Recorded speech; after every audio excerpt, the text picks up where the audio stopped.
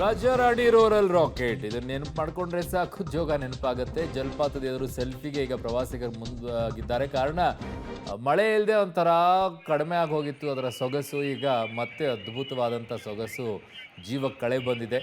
ಹಾಲ್ನೊರೆಯಂತೆ ಕಂಗೊಳಿಸ್ತಾ ಇದೆ Rajarani rural rocket. ನೋಡ್ತಾ ಇದ್ರೆ ಅದ್ಭುತವಾಗಿ ಈಗ ಸೆಲ್ಫಿಗೋಸ್ಕರ ಎಲ್ಲರೂ ಕೂಡ ಮುಗಿಬಿಡುತ್ತಾ ಇದ್ದಾರೆ.